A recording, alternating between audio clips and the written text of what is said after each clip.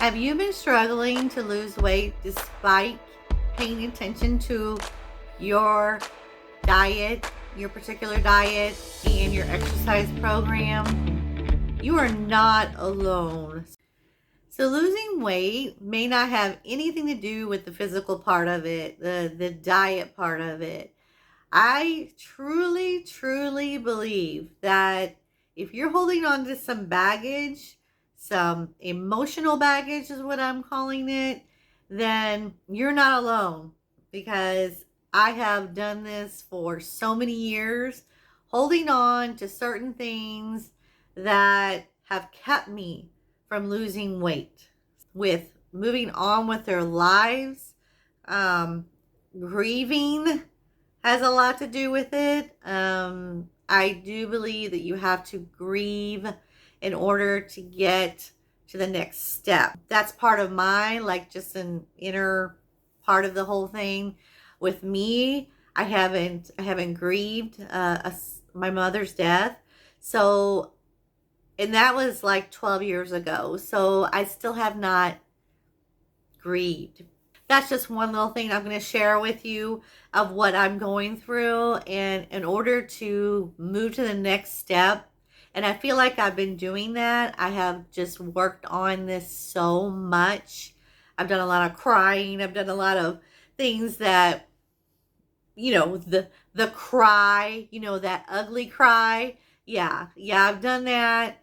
But I think it's just necessary to be able to move on with my life, because I know that she would not want me to be sitting here grieving over her. So the first question I want everyone to ask themselves: do you feel a bit of shame or embarrassment why you haven't started your weight loss journey? And I know I have. I have gone through many, many versions of it. And one of the versions is, I feel like it shows, like, if I start a diet, it actually shows or reconfirms that I'm overweight. So it's like you look in the mirror and you're looking at yourself, and you're kind of in a denial, like I was for so many years.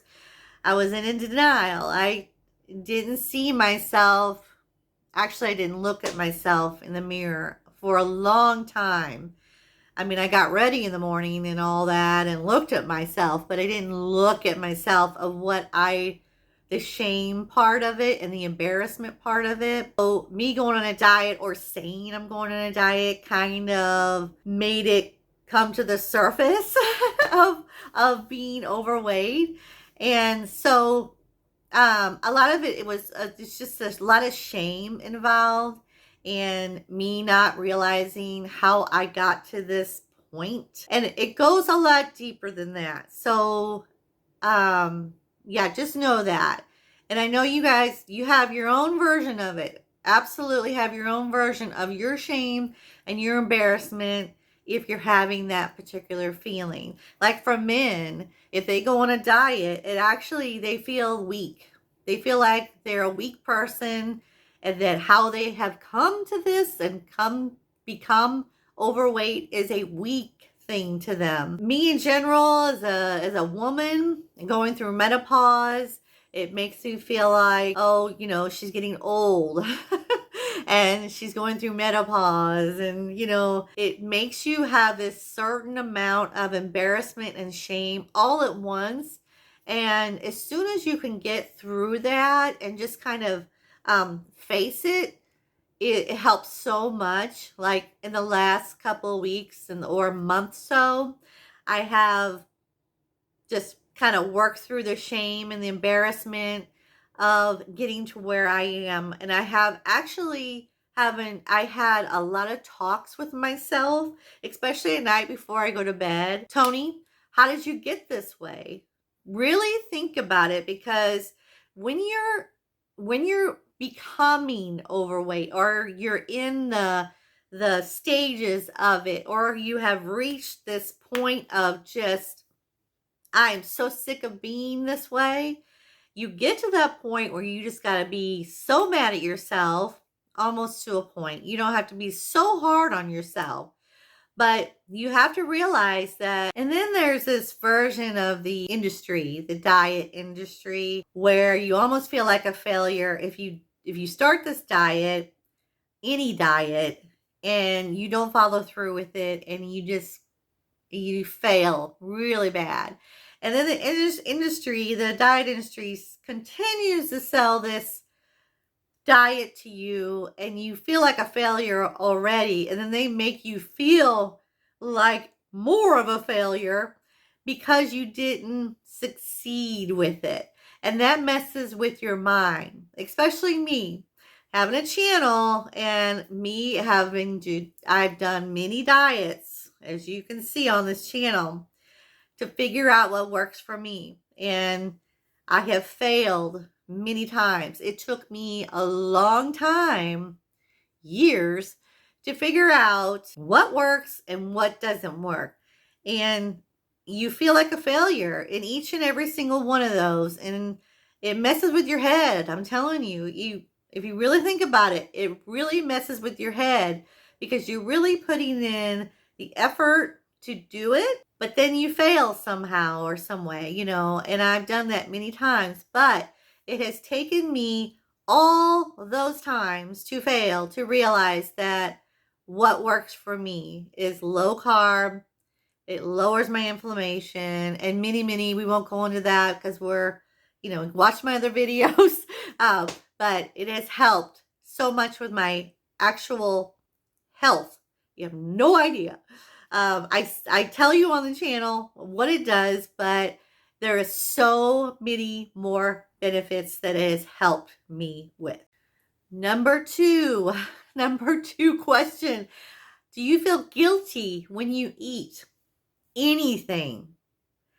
I do. So in order to help with that guilt, there are no good foods and there are no bad foods. So you have to put that out of the equation.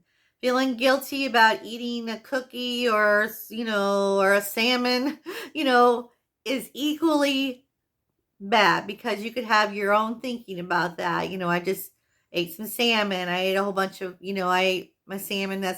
There's fat in that. So if you're against the fat thing, then you're gonna have this guilty feeling. If you eat the cookie, you're gonna have the same feeling. So it goes same ways as with that guilt.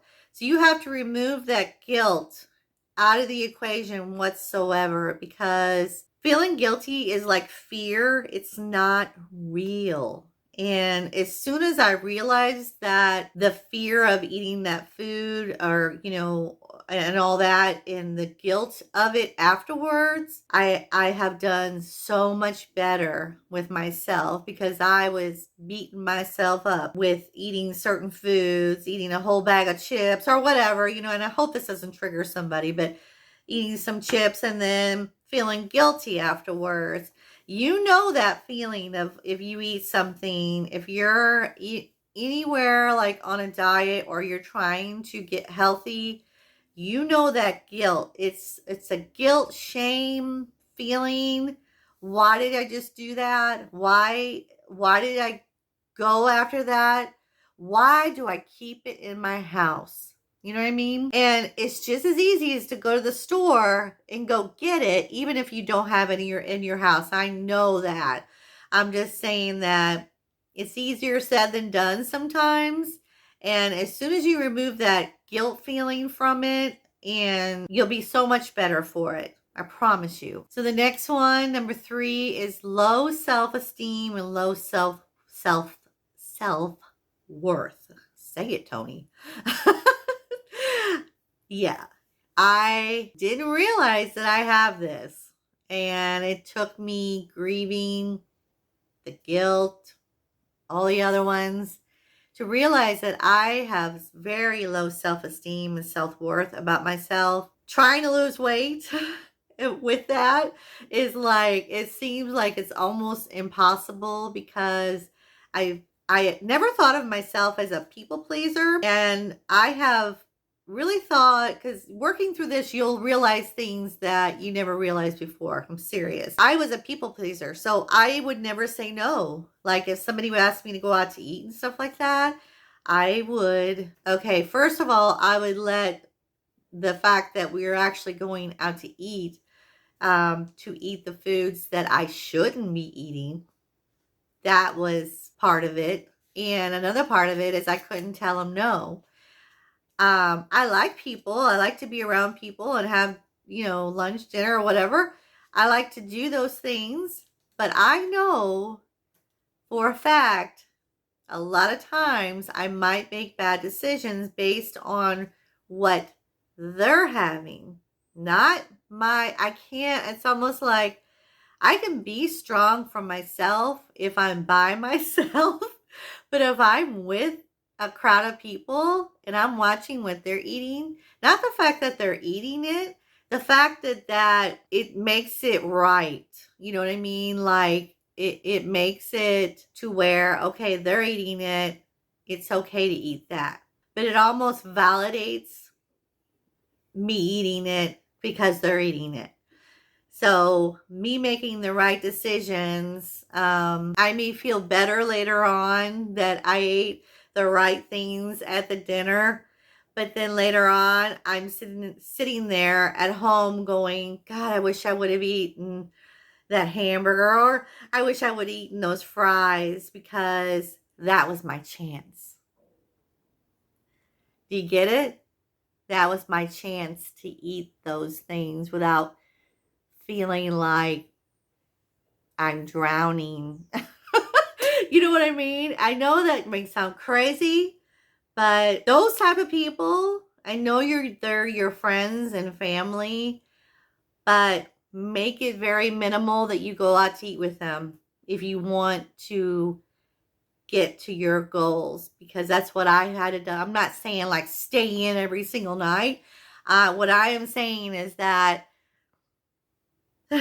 until you get stronger and in this and you work through all this baggage, going out to eat those people is dangerous for you right now in this stage. If you haven't worked through this baggage, this emotional baggage, it's just going to make it way worse because you're going to kick yourself, beat yourself up later on when you get home or while you're there. It's not going to be fun for you. It's going to be pure torture.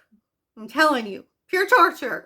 And the last one for today, next Monday, I'll do some more. How about that? The next one is perfectionism, if I'm saying that right. Yeah, we are not perfect. I am not perfect by any means. And in order to do a diet, you cannot think this way at all. If you think it's going to be perfect and you're just going to lose the weight and you're going to do you're going to do 5.2 that I did, I can tell you right now, that's not going to be an everyday or every week thing for me. I know my body that well that I know depending on how things go, I know that I cannot be perfect in this. I don't want to be perfect, and you should not be wanting to be perfect either with this, because there's so much to learn over and above losing the weight. Losing the baggage, the emotional baggage. I truly, truly believe that if you work through some things, just grab something out of the air of what has been really something out of your childhood. Think back. When did you start gaining this weight? What happened? Did you go through a divorce? Marriage? did you break up with someone? Is there all kinds of emotional things going on in your life? Was there a funeral? Was there this? Was there that started this whole spiraling down, where you just, like myself, I kind of just lost touch and became numb with it all and didn't realize it was happening before I got there at 242. My highest weight was at 242. Yeah, gosh. And now I'm almost to the 210s. Yeah, almost to the 210s. I have done a lot of healing the last 2 to 3 years, and I wouldn't take that back for nothing. I'm almost glad that I did not lose it in order to get through the emotional baggage that I've gone through this. You know what they say, you don't go through it, you grow through it. Yeah, that's exactly what it is.